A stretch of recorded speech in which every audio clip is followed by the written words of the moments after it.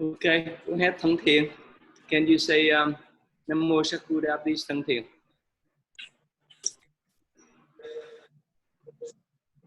Namo Sakyamuni Buddha. Namo Sakyamuni Buddha. Namo Sakyamuni Buddha. Okay, thank you.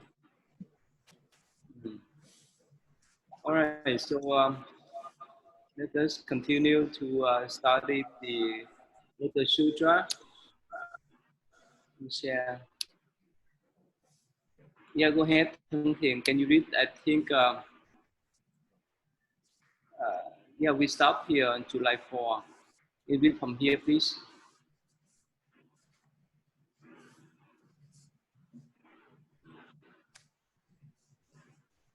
I and the others Buddhas of the 10 directions and now. I and the other Buddhas of the 10 directions can now understand these things. This law cannot be described. Words fall silent before it. Among the other kinds of living beings, there are none who can comprehend it, except the many bodhisattvas who are firm in the power of faith.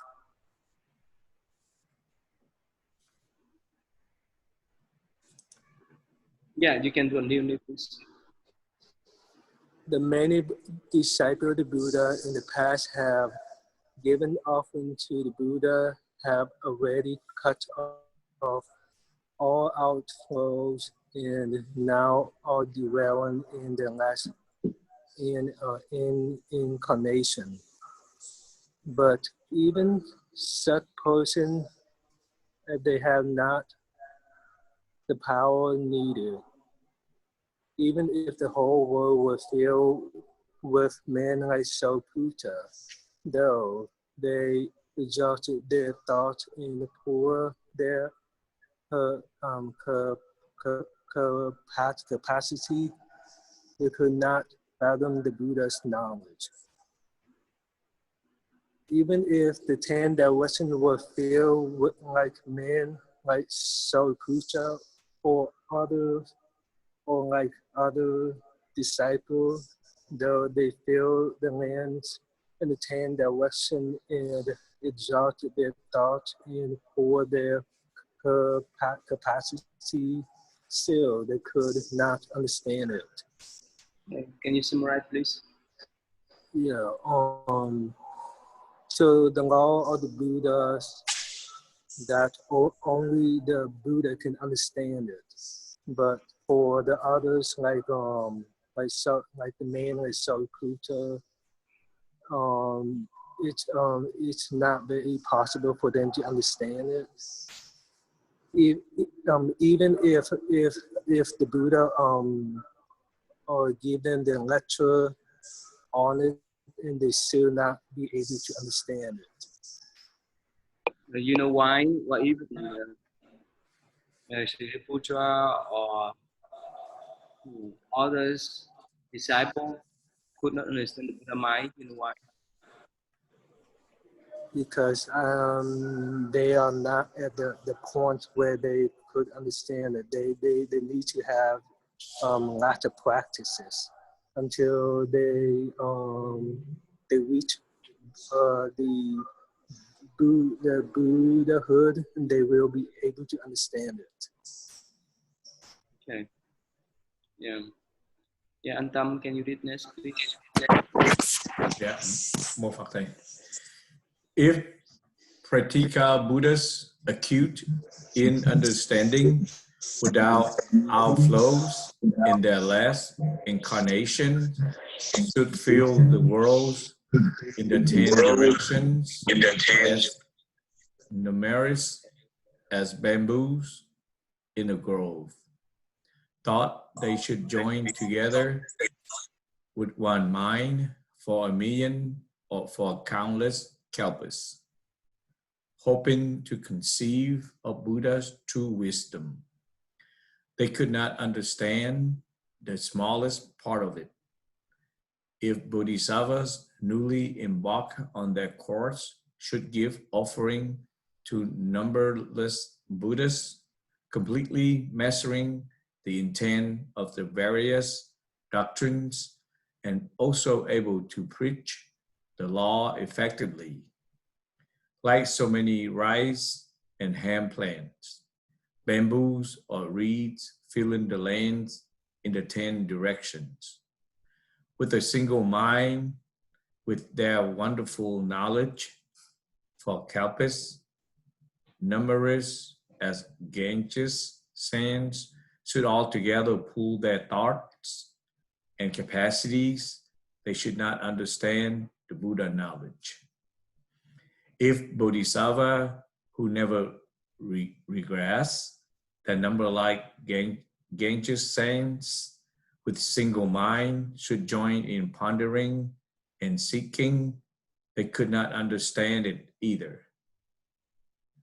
I also announce to you, Sariputra, that this profound, subtle, and wonderful law without outflows, incomprehensible, I have now attained in full. Yeah, and please summarize. Ja, moet wachten. As they talk there, it doesn't matter, even the Bodhisattvas or Sariputra could not get to the Buddha's mind because they haven't practiced this or understand what to learn so far. Thank you. It's like elementary school students could not understand the levels of starting from middle school, and middle school students could not understand the levels of high school and so forth. And so Bodhisattvas and Arhats could not understand much the mentality of the Buddhas. Please, Ms. Thembi.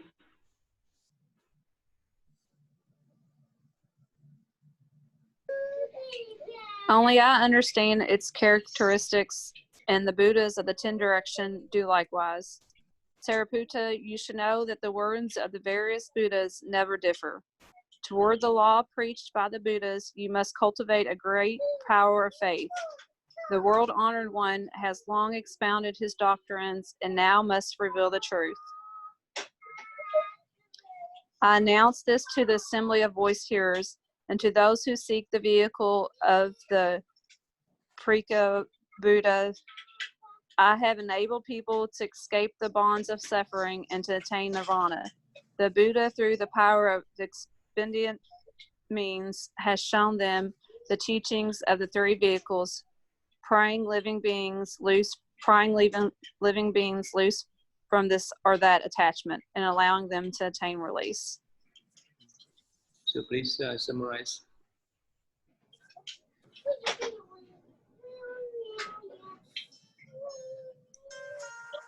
So it's just saying that all the Buddhas, they are consistent on their word, on the way that they preach, but they do present it different ways to different people depending on their levels. Yeah. Okay. And allowing them to have non-attachment to gain freedom.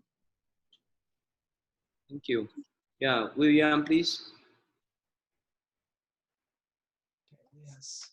So at that time, among the great assembly, there were voice hearers, arhats, bodhisattvas whose outflows had come to an end. Asnata, Kambinya, and the others, 1,200 persons. All there were monks, nuns, laymen, and laywomen who had conceived a desire to become voice hearers or Pratyeka Buddhas. Each of these had this thought: now, for what reason does the world-honored one so earnestly praise expedient means and state that the law attained by the Buddha is profound and difficult to understand? That it is very difficult to comprehend the meaning of the words he preaches. that not one of the voice hearers or Pratyeka Buddhas can do so. If the Buddha preaches but one doctrine of emancipation, then we too should be able to attain this law and reach the state of nirvana. We cannot follow the gist of what he is saying now. So here the members of the assembly are confused because the Buddha is revealing that the vehicle of the voice hearers and the Pratyeka Buddhas are really expedient means. He's beginning to flesh out that idea, and it's not clear to them yet. They're wondering, like, wait, you know, I was going after this thing of being, you know, of nirvana or of being a Pratyeka Buddha, and now it's as if, you know, the rug is pulled out from under me. Like, what, you know, what's happening? So they don't really know what to think yet. Yeah, thank you. Could you summarize the meanings of voice hearer and the Pratyeka Buddha? What are their meanings?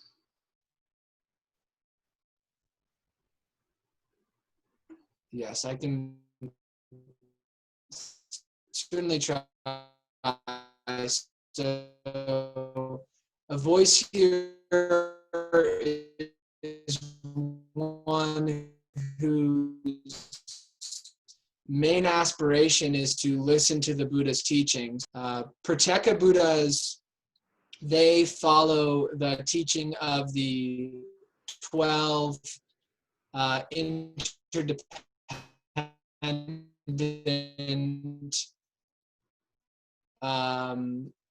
originations, and then they practice the reversal of those 12, destruction of the causes of their suffering, but then they don't teach for the benefit of other living beings the same way the Buddha does, and they don't engage in the bodhisattva practices. She's reaching for her phone. Yeah. So basically, they just want to practice by themselves and enter nirvana by themselves. So they don't have any aspiration to step out like bodhisattva to help sentient beings. Okay, John, can you read, please, John?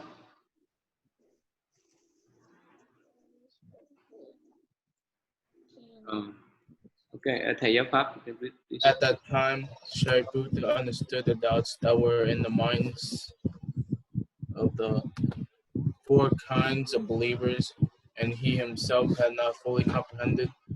So he addressed the Buddha, saying, "World-honored one, what causes the conditions led you to earnestly praise expedient means, the foremost device of the Buddhas, the profound, subtle, and wonderful law that is difficult to understand. From time past, I have never heard this kind of preaching from the Buddha. Now the 4 kinds of believers all had doubts. He begged that the world honored one earnestly praise the law that is profound, subtle, and wonderful, difficult to understand."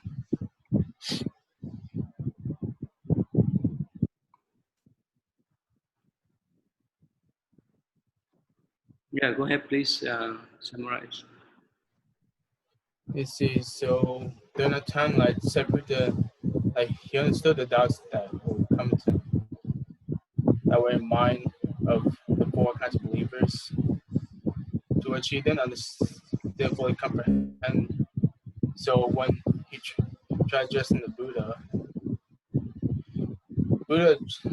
says that the world honored one will cause condition lead to earnestly praise expedient means, the foremost device of the Buddha, found subtle and wonderful law that is difficult to understand. So, see, from the time past, they never heard this kind of preaching from the Buddha, and the 4 believers had doubts. So you know who are the 4 kinds of believers?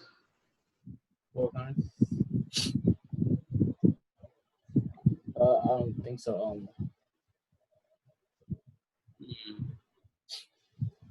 For các believers like monks, nuns, laymen hay laywomen, that's for các believers. Yeah. Okay, yeah, thầy giáo pháp, please, you can read.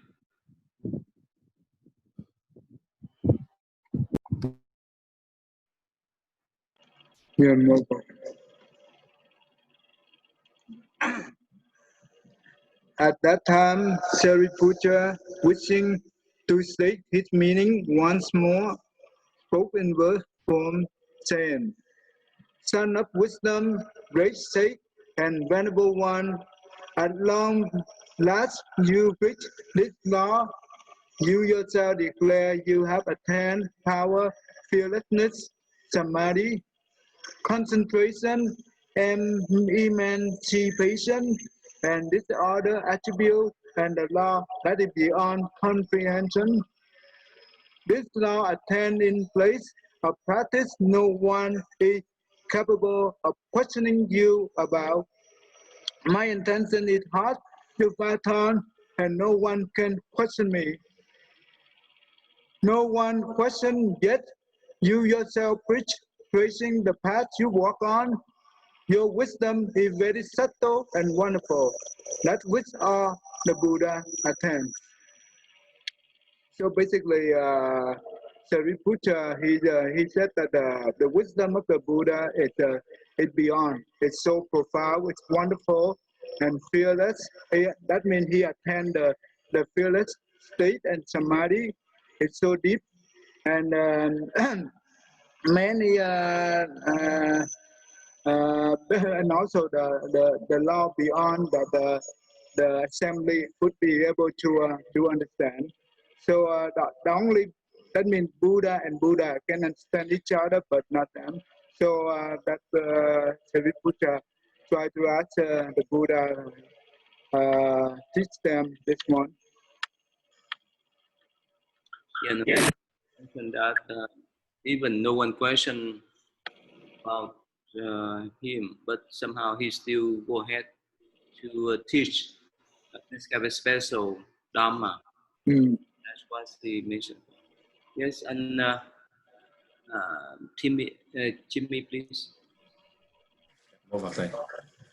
The arhats who are without outflows and those who seek nirvana now have all fallen into the net of doubt, wondering for what reason the Buddha preaches this. Those who seek to become pratika Buddhas, monks and nuns, heavenly beings, dragons and spirits, along with Gandharvas and others, look at one another, feel it with perplexity, gazing upward at the most honored of two-legged beings. What is the meaning of all this? I beg the Buddha to explain it for us. Among the assembly of boys, hearers, Buddha has said, I am foremost, yet now I lack the vision, the wisdom to solve these doubts and perplexities. Have I in fact grasped the ultimate law, or I am still on the path of practice? The son born from the Buddha, mouth pressed palms together, gaze upward and wait. We beg you to put forth subtle and wonderful sounds, and at this time explain to us how it really is.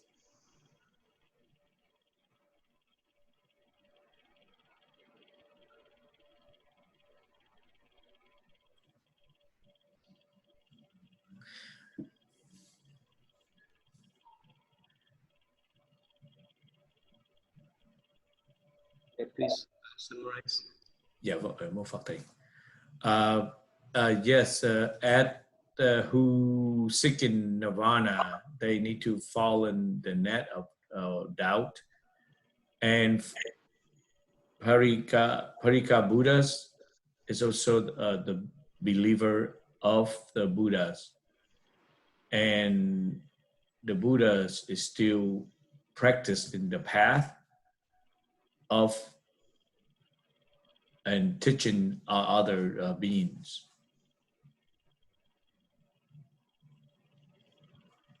Okay. So basically, Shariputra, he mentioned that for those arhat without outflows mean there's no more mental afflictions, or for the care Buddhas, monks, nuns, whoever seek for um, personal, individual enlightenment, or who seek for uh, the life in heaven, human realms, and so forth. They still have the doubt about what they want to say. And even Sri Puja here, he say that amongst the arhats, the foremost in wisdom, but they still could not understand what the Buddha tried to say. And even he recognizes his conduct as a spiritual son that was born from the Buddha mouth. Has been he listened to Buddha teachings orally. He attained Dharship as the spiritual son, but he could not understand what the Buddha tried to say, tried to teach. So that's why he begged for Buddha to explain to him and others. Yeah, okay, Thân Thiền, please.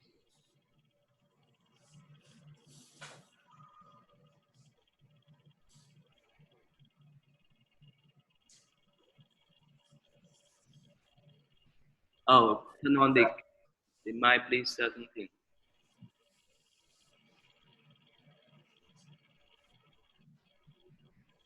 We cannot hear you, Thân Thiền. The mic, yeah. Okay. Is the heavenly beings, dragons, spirit, and the others, the numbers like dangers, sand, the bodhisattvas seeking to be Buddhas, and a great force of 80,000, as well as the wheel-turning sage kings, come from 10,000 of millions of lands, all press their palms and with reverent mind who wish to hear the teaching of perfect endowment. At the time, the Buddha addressed Soputa, saying, "Stop, stop. There's no need to speak further. If I speak of this matter, then the heavenly and human beings throughout the world will be astonished and doubtful." Soputa once spoke more to the Buddha, saying, "Word Honored One, we beg you to preach. We beg you to preach. What is the reason? Because this assembly of countless, hundreds, thousands, 10,000s, millions of Assam Yaksas of living beings in the past have seen the Buddhas.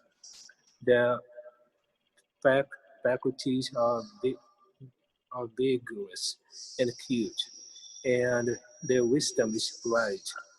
If they hear the Buddhas preach, they will be capable of reverent belief."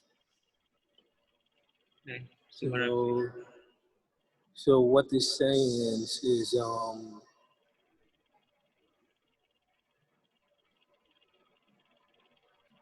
so these beings are pressed upon together to wish to hear the teaching of the Buddha, but the Buddha say that he cannot speak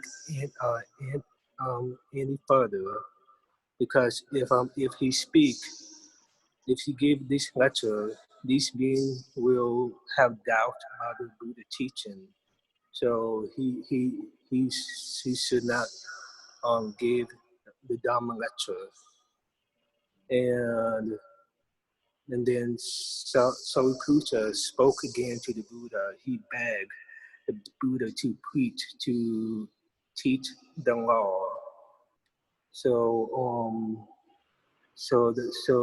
he said that if the Buddha teach the law, they will be able to understand it. Okay, thank you. Yeah, Miss Kemi, please.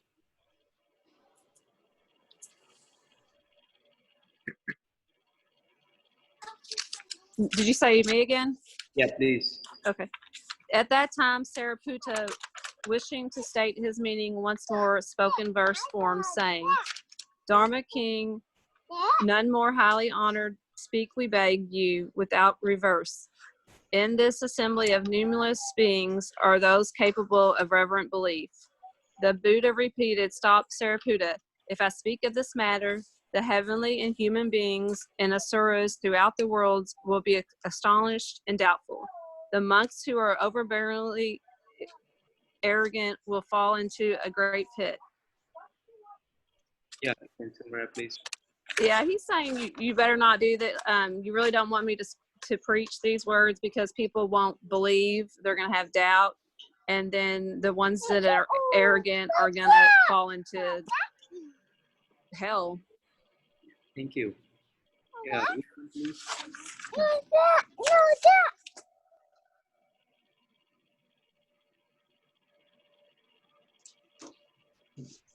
Did you say William?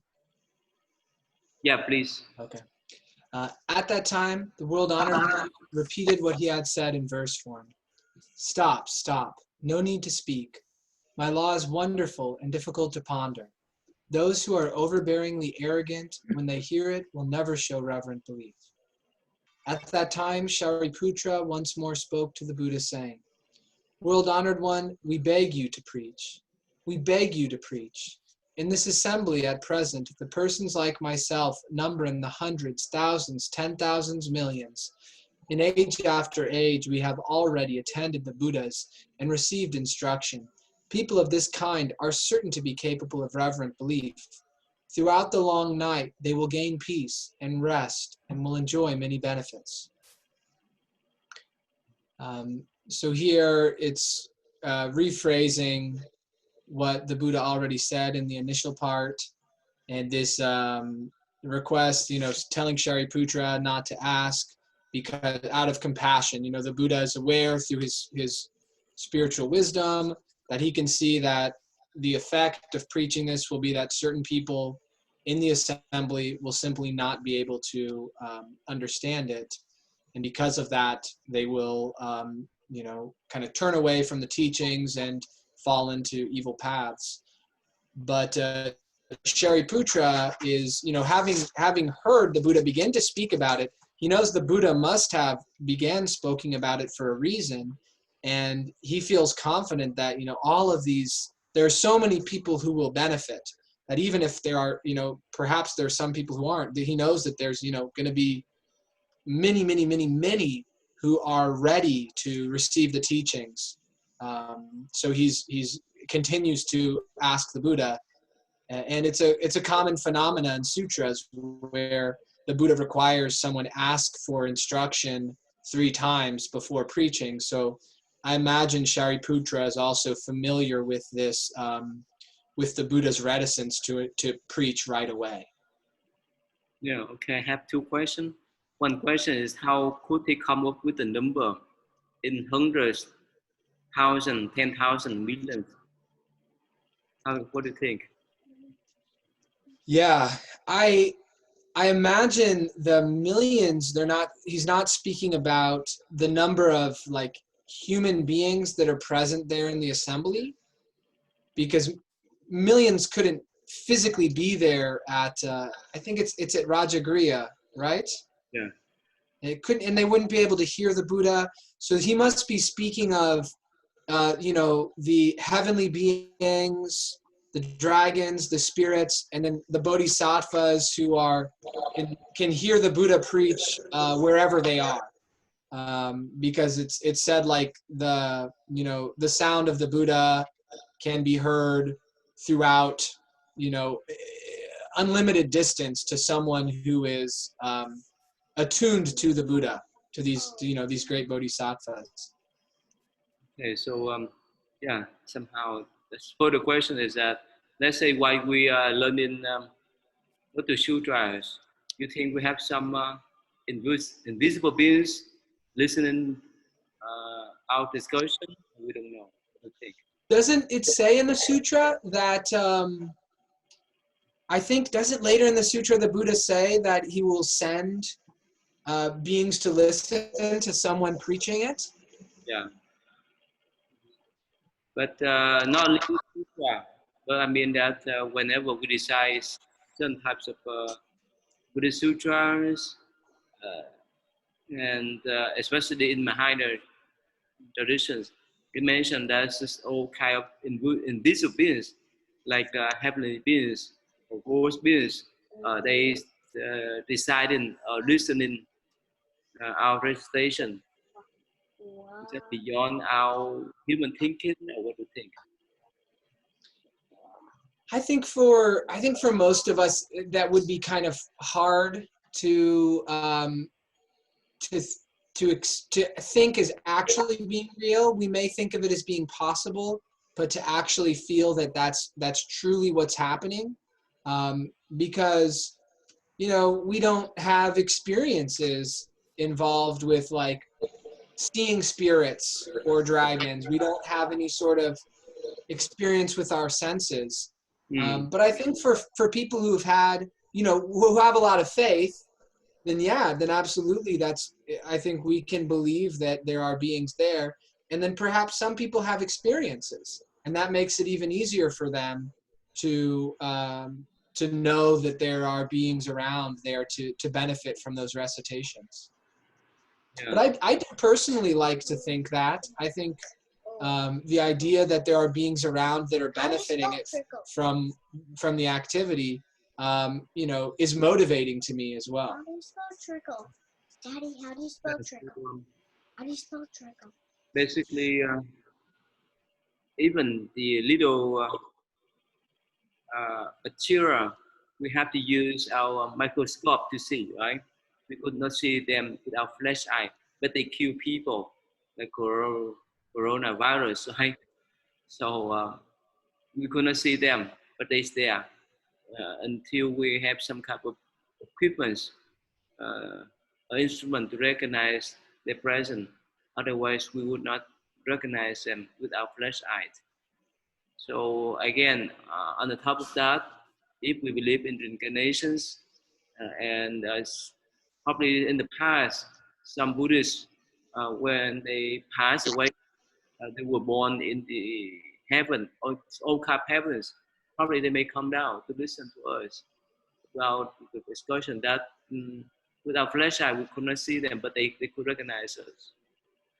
So again, that's just the faith that we believe in the Buddha teaching. Until we have some kind of second eyes, we can see them, we can see their energy, right? Otherwise, it's beyond our thinking, right? Yeah. And I think one more thing, I think we discussed before, why Buddha wait for other people to request him to teach at least 3 times before he give the lecture? No, I don't know. Oh, really?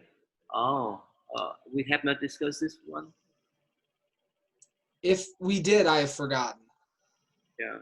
And Jimmy, you understand why the Buddha most of the time he waits for people to request at least 3 times before he gave the teaching? You know why?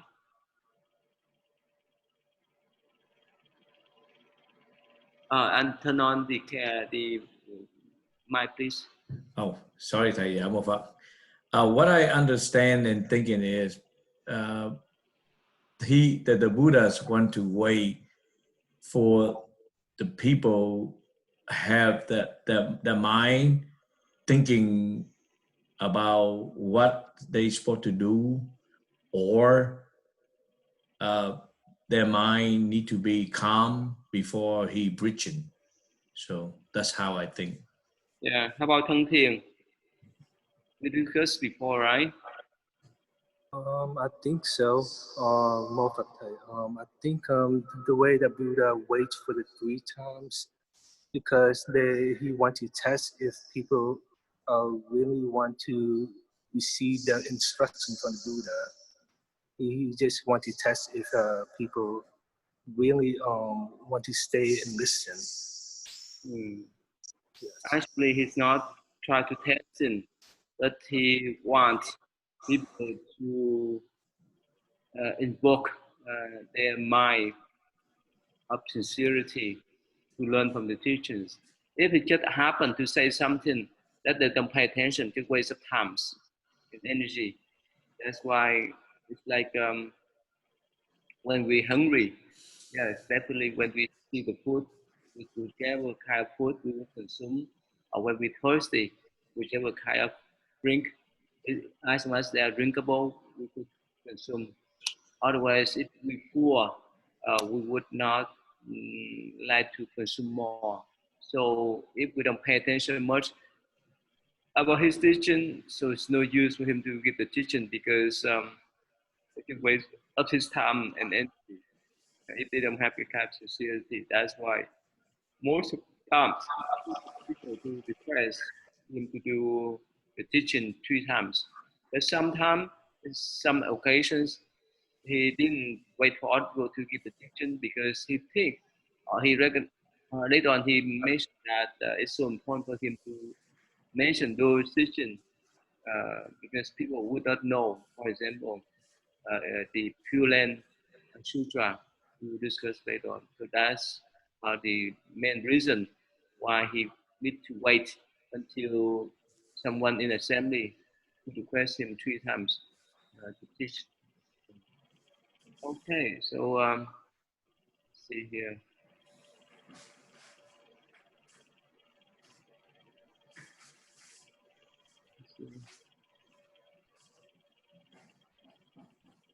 John, please.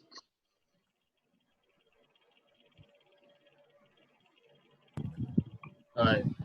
At that time, Shariputra, wishing to state his meaning once more, spoke in verse 4, saying, "Supremely honored among two-legged beings, we beg you to preach this foremost law. I, who am regarded as the Buddha's oldest son, ask you to favor us by preaching distinctions. The countless members of this assembly are capable of according reverent beliefs into this law. Belief to this law. The Buddhists have already, in age after age, taught and converted them in this manner, all with a single mind and palm pressed together to desire and to hear and receive the Buddha's words. I and the other 1,200 of our group, as well as the others who seek to become Buddhas, beg for the sake of this assembly, you will favor us by preaching distinctions." Yeah, please summarize. I see. So then at times Shariputra wishes to state his meaning once more. And from the verse, he begs to preach the foremost law that regarding the Buddha's eldest son to favor them by preaching distinctions, a countless law that are capable of according to reverent belief to this law. It says the Buddha already in age after age taught and converted them in this manner. So with a single mind and palm that were pressed together, desire to hear and receive the Buddha's words. So from the 1,200 of the group, as well as those who seek to become Buddhas, beg for the sake of the assembly that they will favor them by preaching the distinction. So basically, again, he prayed for the Buddhas to give this kind of foremost teaching, and he recognized as he regard as the Buddha eldest spiritual son that understand most of Buddha teachings, but he's still waiting for the Buddha explanation of these kind of special teachings, so that he could attain the Buddhahood. So that is the behind the Buddhist view.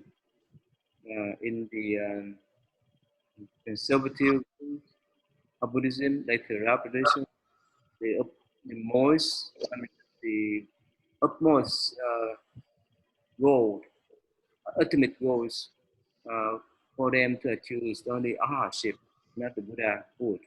So we need to recognize us. Okay, let's see. Yeah, William, please, can you do this? At that time, the world honored one said to Shariputra, 3 times you have stated your earnest request. How can I do other than preach? Now you must listen attentively and carefully ponder. For your sake, I will now analyze and explain the matter. When he had spoken these words, there were some 5,000 monks, nuns, laymen, and laywomen in the assembly who immediately rose from their seats, bowed to the Buddha, and withdrew. What was the reason for this? These persons had roots of guilt that were deep and manifold, and in addition, they were overbearingly arrogant. What they had not attained, they supposed they had attained, and what they had not understood, they supposed they had understood. And because they had this failing, they did not remain where they were. So here we see the prediction of the Buddha that if he spoke this law, there would be people who would, in the assembly, who would reject the law. We see that immediately happening where now that the Buddha said he's going to preach it, this particular group of people is taking their leave. I find it particularly interesting that there is this combination of deep guilt, but also overbearing arrogance. Because, you know, if guilt is conscious, that can bring one to like being humble. But it seems like in these people, they perhaps are not aware of their guilt. And so that's why they're arrogant. And you know, it says they thought they had attained what they hadn't attained and understood what they hadn't actually understood. So it seems like, why would you get up and leave at this point? The Buddha is about to speak something amazing, but perhaps they think we already know this, or it is kind of astounding that they would leave. Yeah, yeah, it's just like common people like us. Like in the classroom, when professors try to explain some principle, somehow some student they may think, oh, I know this thing already. I don't need to stay here anymore. I can pick up. So it's just common phenomena. So nothing strange. Of course, in this case, some of them they over uh, uh, are arrogant by themselves that they thought that they have attained ownership. That's more than them to listen. So that's why they can take wow. So that is what about. Okay. Go ahead, please.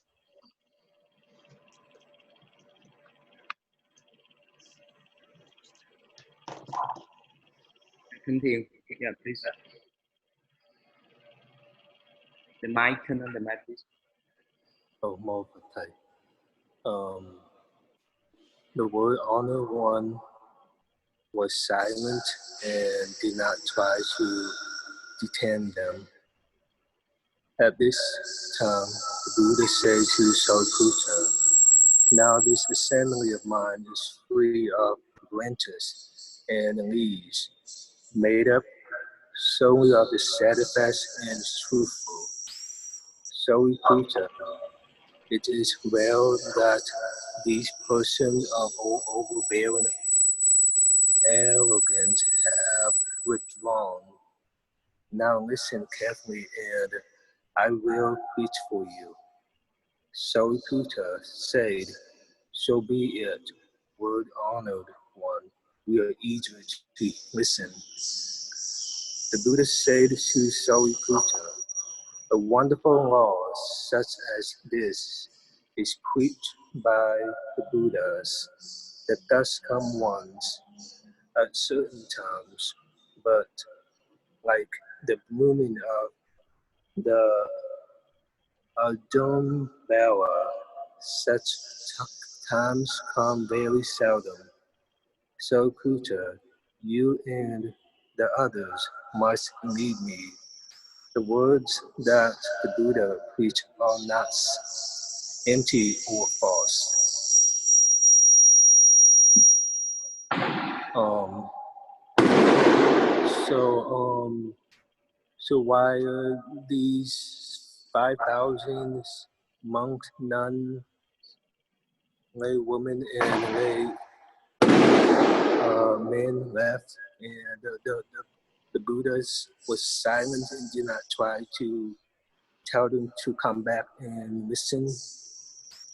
So the Buddhists say that the assembly of mind is free of branches and leaves. I think it's mean that these people that left, because they have doubt, and now he tells them to listen carefully, and he will preach for them. And so the Buddha say to Sariputta, saying that this law was preached by the Buddha before certain times, and at this time that Sariputta and others must believe him at this moment, and now he's ready to preach. The Buddha preach is or not empty or false. And you know why the Buddha told Sariputta that they need to believe in his word before he get the teaching? You know why? Because I think they need to have the right mind. They have the right mind, and in order to receive his teaching. Okay, yeah. Yeah. Hemi?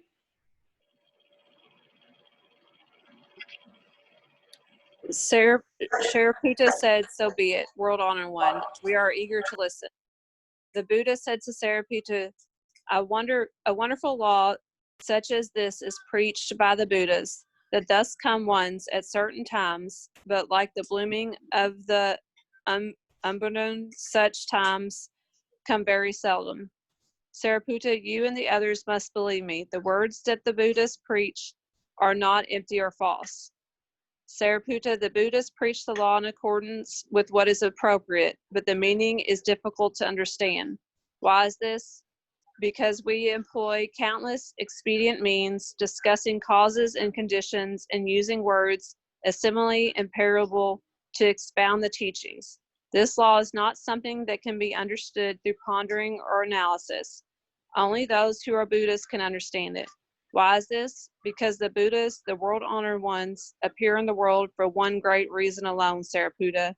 What does it mean to say that the Buddhas, the world-honored ones, appear in the world for just one great reason alone?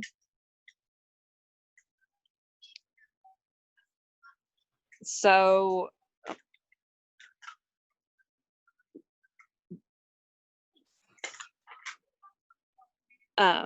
it's again talking about just preaching in different means, and that it's difficult to understand. Very good. And Jimmy, are you there? Dạ vâng ạ. Yeah, please read this passage. Okay, the Buddhas the world honored ones, wish to open the door of Buddha's wisdom to all living beings to allow them to attain purity. This is why they appear in the world. They wish to show the Buddha wisdom to living beings, and therefore they appear in the world.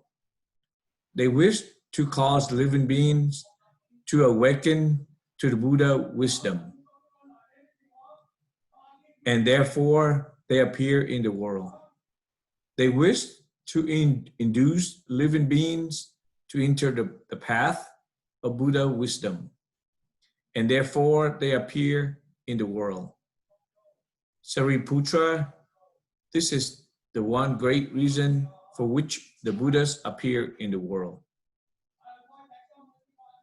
Yeah, please summarize. The reason the Buddha appear in the world is to preaching the human beings to learn about the Buddha wisdom, and also the path of the Buddha wisdom. So helping the beings to understand more about Buddha wisdom.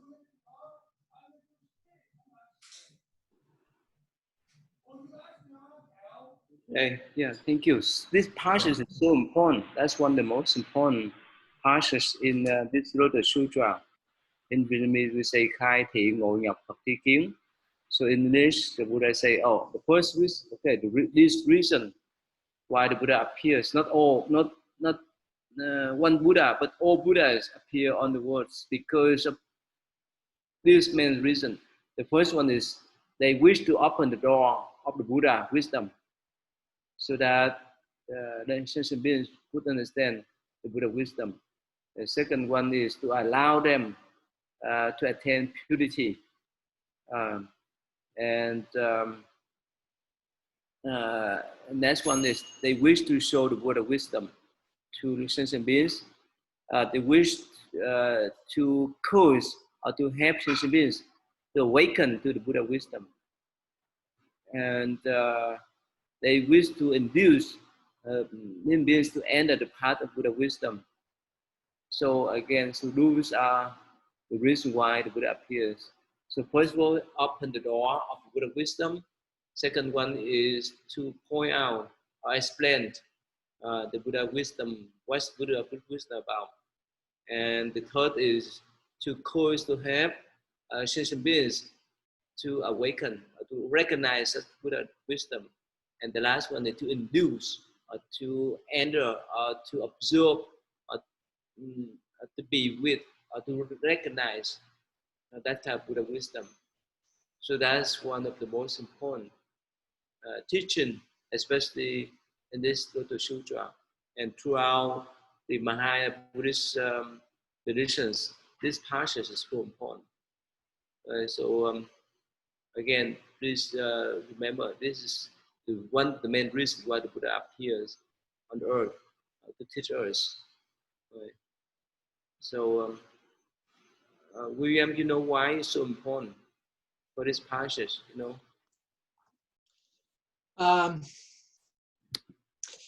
Well, it speaks to the compassionate nature of the Buddha, is what impresses me the most, is that they're not appearing in the world for some sort of honors or some sort of material blessings or things. They're here to help. Thầy Giáo Pháp, can you share more why this passage is so important?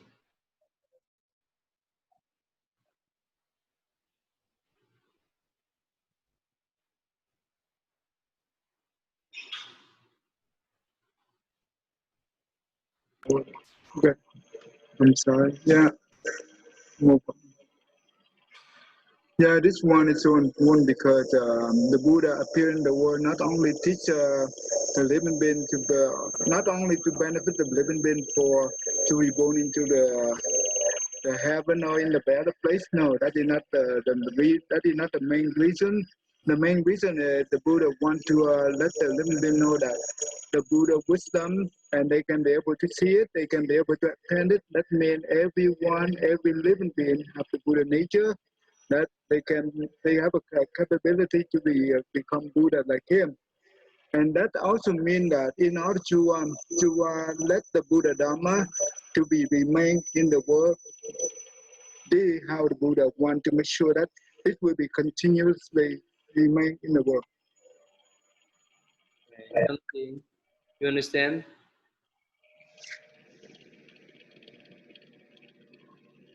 Something. Can you turn on the mic? You understand? Oh, yes, Thai. Yes. You understand why is this process so important? So before the Buddha appeared in the world, people have a lot of suffering in them, and they don't know how to overcome the suffering. So the Buddha appeared in the world to out of compassion and loving kindness to show them the way. So to show them the way to live happy, joy, and peace. He showed them the way to get out of the birth cycle and death. He showed them the way that they do have the Buddha nature in them, and he showed them how to like the way to walk the path that he walked. Okay. Miss Tammy, you understand? You understand this process? Yes. Yeah. So you understand why at first the Buddha taught the Four Noble Truths and Eightfold Paths, right? For the monks and nuns to attain arhatship, right? So that at least they can get out of the birth cycle. But now this process is one of the most critical moments in the Mahayana Buddhist traditions views. That this is the main cause why the Buddha appeared on the world, not to teach what the Buddha truth or the Eightfold Path to attain enlightenment, to become arhat, so that they can get out of the birth cycle freely for themselves. That's all. But this one is so critical, right? It's critical that he reminds us that we have abilities to attain enlightenment, to become like him. We have the kind of good nature that we can attain like him. That's why at first 5,000 monks and lay people, they left because they thought, especially some arrogant monks who may have or even have attained arhatship, they say, oh, that's all for me, that's enough for me. I don't need to think anymore. I don't need to practice anymore. That's enough. That's more than enough. That's why they left. But this is critical teaching that the Buddhas want us to recognize our Buddha nature. He want us to awaken our nature, to attend to that Buddha nature. It's so important. And this is the main themes in the Mahayana Buddhist traditions. So that's why it's so critical. So you, William, you want to say anything, or that's enough? I think that's enough. Thank you. Yeah. So please, from now on, if you study all kind of principle within this Lotus Sutra, you may forget, but please don't forget this process. That's so critical. That's so important. That's so essential for not only this Lotus Sutra, but also for the Mahayana Buddhist Sutra. So that's one of the reasons why he appears on earth. And that's just why Buddhism is so compassionate, and the Buddha want to um, bring us up to his own level. Let's become Buddha like him, not to serve him, not to follow him, not to get out of the birth cycle only, but to achieve to this level, the same levels as him. That's what. That's why what we call the compassion without any kind of distinction, without any kind of discrimination. Compassion go beyond those kind of discrimination, because he wants us to attain to that state of mind, no more and more or less. Okay, so I think it's better to stop here because it's so important. So probably next time we can discuss more so that we can see how we implement our practice to recognize all Buddha natures in our daily life, right? So that at least we recognize as we have that Buddha nature within ourselves, and this is up to us to live and activate or recognize this or not. Okay, so any more question? And Jimmy,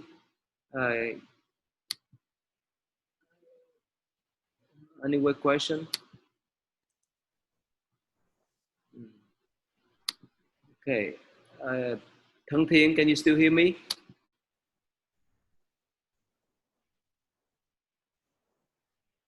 All right. Okay. Yes. Let's finish today. Okay. So next week, I think we can discuss some practical aspect of this passage, how we recognize our nature, how we recognize and activate or live with this nature instead of living with our mental afflictions. Yeah. Go ahead. Thăng Thiên, can you say Namo Shakti Buddha, please? Okay, let us conclude our discussion today. Go ahead, Thăng Thiên. Namo Sakyamuni Buddha.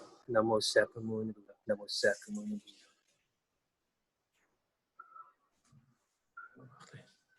All right, thank you. Thanks for your participation here on this discussion.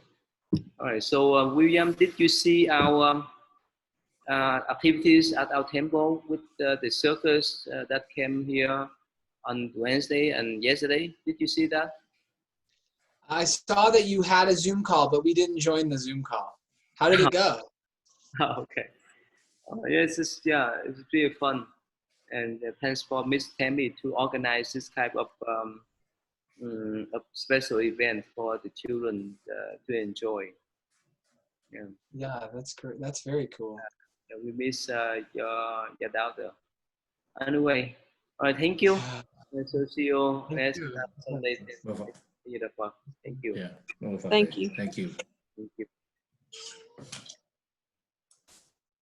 Yeah, I wanted to go, but we were both a little nervous about the virus still, and I know. Understandable. Yeah. Yeah. Thank you. Thank you. Okay. Well, thank you. See you then.